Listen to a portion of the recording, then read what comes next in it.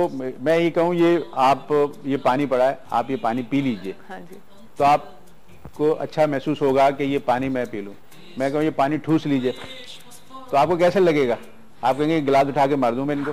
तो यही एक आपका कम्युनिकेशन का जो जरिया जबान है, ये जो आपको ये दोस्त बनाती है, ये दुश्मन बनाती है। थोड़ा सा इसको कंट्रोल करना पड़ता है। एटीट्यूड प्रॉब्लम खत्म कर दें प्लीज। चलिए, थैंक यू सो मच रोशन समीर साहब। टाइम का पता नहीं चला हमने कौन सा टॉपिक निकाला, और हम खैर ये वो बातें जो हमारी हमें बड़ी हेल्प करती हैं हमारी जिंदगी में। आपको जाहिर बात है जरूरी है ये चीजें आपके लिए। हाँ। अगर इनको आप अपना ले तो आपकी लाइफ आसान हो जाएगी। और दूसरे रोशन साहब, आप तो बहुत फोकस करते हैं इन सब बातों की, लोगों के अंदर अवेयरनेस आए, इसलिए आप चाहते हैं कि बिल्कुल। Thank you so much, thank you so much. इंशाल्लाह नेक्स्ट वीक आपसे मुलाकात होगी। फिर जनाब अभी हम जा रहे हैं ब्रेक पे। आई होप कि आपको आज का टॉपिक और आज की बातें भी अच्छी लगी होंगी। कैसा लगा आप लोगों को हमें फीडबैक जरूर दीजिएगा। हमने एक टॉपिक स्टार्ट किया था, लेकिन बातें हमारी सारी आ गई और आप लोगों को यकीनन से फायदा हुआ होगा। हमें जरूर फीडबैक की बहुत जरूरत होती है, ताकि हम आगे भी हमें सजेशंस इस बात पे भी दिया करें कि हम आगे और कौन से टॉपिक्स को लेकर आए जिनको आप जानना चाहते हैं, जिन पे आप बात करना चाहते हैं। ठीक है जी, अभी हम जा रहे हैं ब्रेक पे। ब्रेक के बाद आपको वापस ज्वाइन करते हैं सुबह बखैर वाइब के साथ।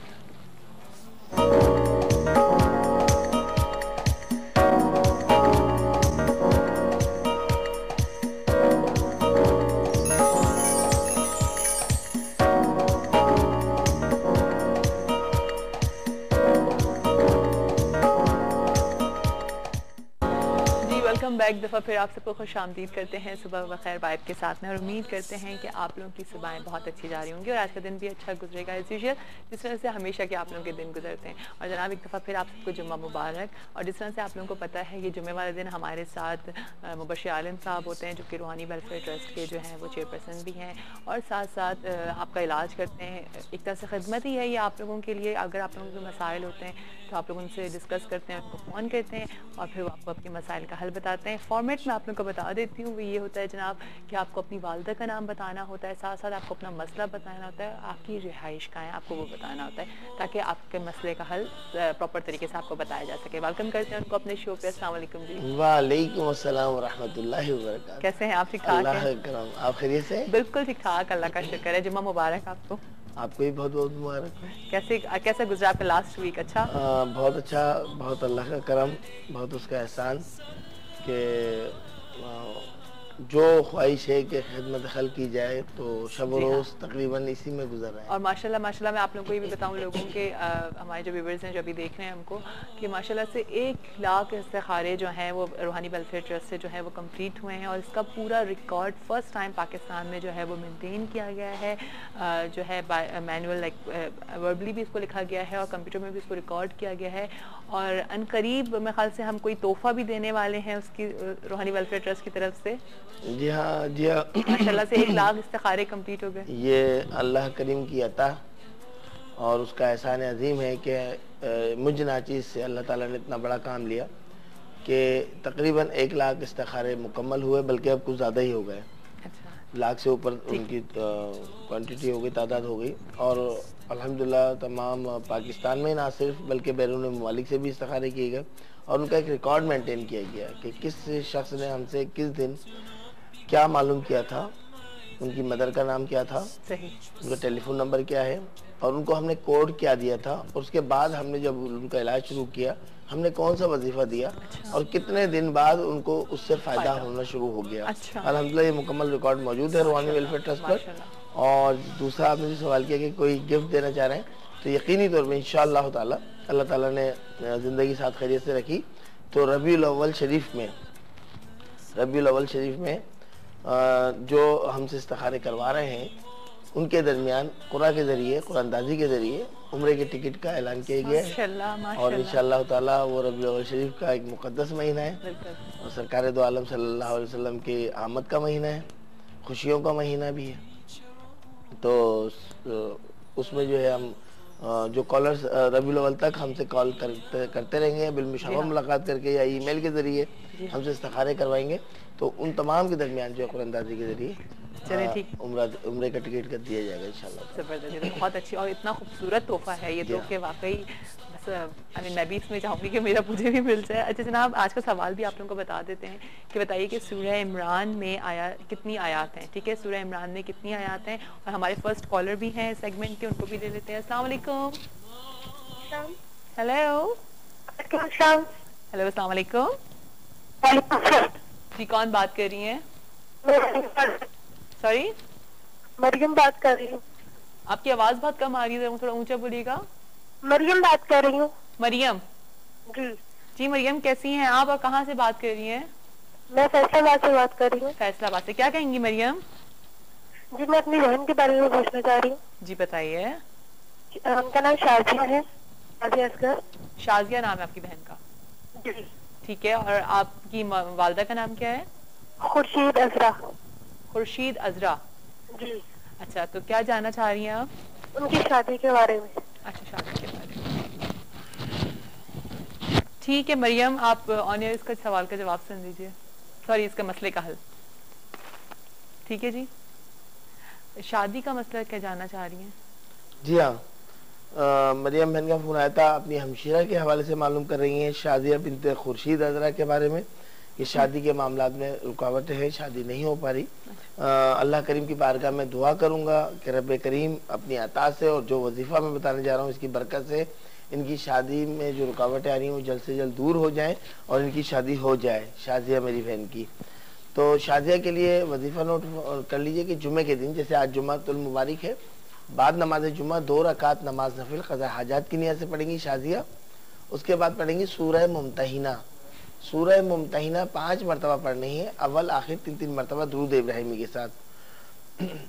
नमाज अदा करने से लेकर और सूरह मुमतहिना पढ़ने तक दुआ के जरिए उसके बाद जो दुआ करेंगी, किसी से कोई बात नहीं करनी, कोई कलाम नहीं करना, खामोशी के साथ अपना बस जो विर्द वज़ाइफ बताए जा रहे हैं इनके ऊपर अमल करना है। शाजिया हाइपर हो जाती हैं छोटी छोटी सी बातों पर, उनको कहेंगे गुस्सा करना छोड़ दें, नमाज की पाबंदी रखिए और धीमे लहजे में गुफ्तगू कीजिए। धीमे लहजे से जब गुफ्तगू करेंगी तो गिरदोनवा में जो लोग होंगे ना उन पे अच्छा माहौल क्रिएट होगा, अच्छी सोच रखेंगे वो आपके लिए, शादिया के लिए। तो इंशाअल्लाह ताला ये मैं मामला बेहतर होगा। फैसलाबाद से आपने फ़ोन किया था, तो आपको एक मशवरा दूंगा कि रूहानी वेलफेयर ट्रस्ट का जो पोस्टल एड्रेस है, यानी कि जहाँ से ख़तो किताबत आसानी से हो सकती है, PO box number 3501 new town GPO Karachi के एड्रेस पर एक आदत जवाबी लिफाफे के साथ ख़त रवाना कर दीजिए। इंशाअल्लाह ताला यहाँ से इस हवाले से, शादी के हवाले से जो नक़ूश हैं यानी कि तावीज़ात हैं वो यहाँ से रवाना कर दी जाएंगी। सही, ठीक है। अच्छा, यानी कि शादी के मसाइल में इनका कोई इस तरह का तो मसला नहीं है ना कि कोई असरात या नहीं, अल्हम्दुलिल्लाह जी, ये जो शादी है ना इनके असरात या अमलियात का मामला नहीं है, शख्सी रुकावटें हैं। अच्छा, जो मैंने इनसे मैं वही जानना चाहती थी, शख्सी रुकावटें क्या चीज़ है? आपने कहा कि हाइपर हैं या? हाँ, शख्सी रुकावटें उनको हम कहते हैं कि अब रिश्ता आया, ठीक है, तो आने के बाद वो सिर्फ आपके घर पे नहीं आते, हाँ जी, बल्कि आपके अज़ीज़-ओ-क़रीब अड़ोस पड़ोस से भी आपकी इंक्वायरी की जाती है। हाँ बिल्कुल, चाहे वो लड़का हो या लड़की, हमारे यहाँ का रिवाज है कि भाई कैसी है, ख़वातीन आके अड़ोस पड़ोस के घरों से मालूम करती हैं कि लड़की कैसी है, कैसा कैरेक्टर है, क्या करती है। अब वो अड़ोस पड़ोस से अगर एक से झगड़ा हो गया और तेज तुंद आवाज में उन्होंने गुफ्तगू की, अरे भाई बहुत खतरनाक है, ये तो बहुत यूं है, अब पता है बुराइयां शुरू हो गई। हाँ। और वो बच्ची की उम्र ढलती चली गई और उसके पता है बिल्कुल बगल में जो पड़ोस में वही जो ना बुराइयां करना शुरू कर देते हैं। खासकर हमारे पाकिस्तान में इस किस्म का रुझान बहुत ज्यादा है। हाँ, ये 3rd-person अवॉइड नहीं करते, माफ करने की आदत खत्म हो गई। दरगुजर करना जो अहम मामला है, आप पड़ोसियों की क्या बात करते हैं, अपने घर के अंदर ही। अभी एडवोकेट साहब जो फरमा रहे थे वो बिल्कुल दुरुस्त फरमा रहे थे। हाँ। बिल्कुल दुरुस्त बात है कि हमारे अंदर है ही नहीं है ना, बर्दाश्त है ही नहीं। एक ये है कि मैं बड़ा हूँ तो मैं क्यों सॉरी करूँ, या मैं बड़ी हूँ तो मैं क्यों सॉरी करूँ। ये तो बड़ा होने का मतलब एज में हम बड़े हैं तो जी हम क्या अपने छोटों को सॉरी करेंगे? क्यों नहीं कर सकते? हमसे गलती नहीं हो सकती क्या? बिल्कुल, हमसे गलती नहीं हो सकती है। हम इतने दूध के धुले कि हमसे कोई गलती नहीं होगी। वो हम समझ लिया ना हमने अपने आप। अगर हमारे छोटे बता रहे हैं कि यहाँ ये हो गया और वो बात हमने फील कर ली, महसूस कर ली, तो हमारा फर्ज बनता है कि हम उसको एक्सेस करें, सॉरी करें। अच्छा, कॉलर हैं, कॉलर को ले लेते हैं। अस्सलाम वालेकुम। सुबह बखैर। हेलो हेलो, अस्सलाम वालेकुम। अस्सलाम वालेकुम, सुबह बखैर। सुबह बखैर जी, जी खैरियत, ठीक ठाक? बिल्कुल ठीक ठाक, आप कैसे हैं अली? अल्लाह का शुक्र है, जबरदस्त। आपकी विंटर ड्रेसिंग जबरदस्त। अच्छा जी, क्या कहेंगे? मतलब बड़ा अच्छा प्रोग्राम है, डॉक्टर साहब अभी वो आए थे, जी सब बड़ा अच्छा बताया, तो गुफ्तगू की कोशिश कर रहा था, मगर माशाल्लाह आपकी लाइन इतनी बिजी जाती है। अच्छा। सोचा सुबह 6 बजे से फोन करना शुरू कर दिया करूँ। हाँ, लाइन लगा लीजिए आप। सुबह 6 बजे करूँ तो शायद नंबर आ जाए। नहीं नहीं, जरूर, हमें अंदाजा होता है कि आप सब लोग हमारे साथ हैं और हमारे शो को देख रहे होते हैं, और बस लक पे डिपेंड करती हैं सब बातें। नहीं बिल्कुल ठीक है, नहीं शुक्रिया। अच्छा, क्या शेख साहब के साथ मैं सलाम अलैकुम कर दूं?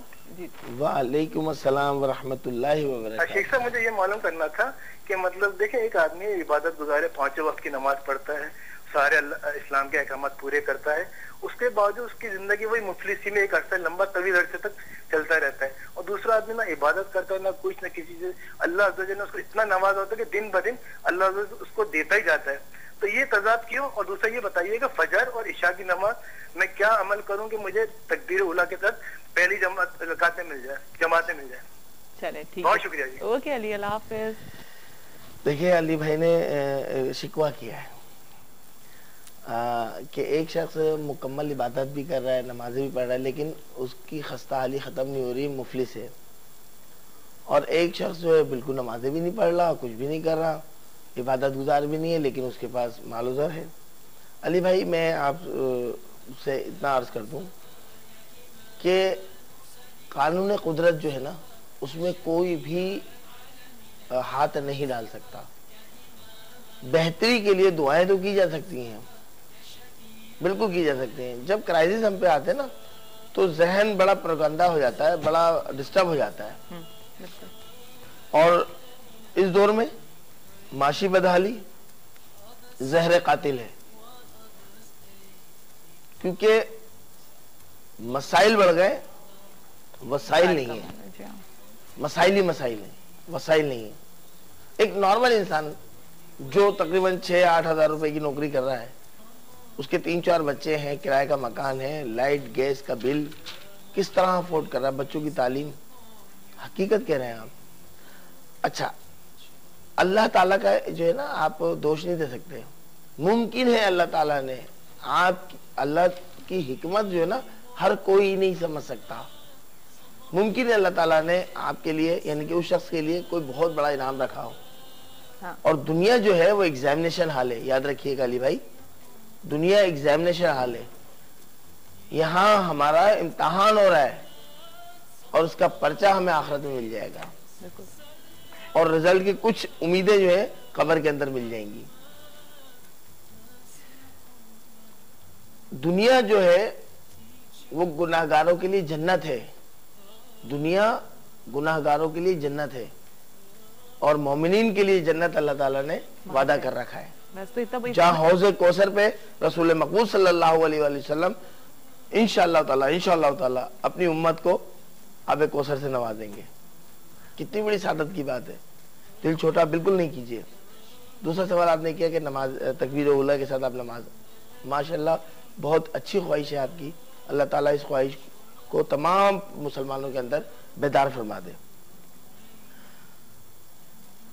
जब रात में सोते हैं आप, तो 3 मरतबा कलमा शरीफ पढ़ लिया करें, कलमा तैयबा, और अपने आप को खुद मुखातिब करके कहें कि अली, मुझे फजर की नमाज से, फजर की अजान से 10 मिनट पहले उठा दो।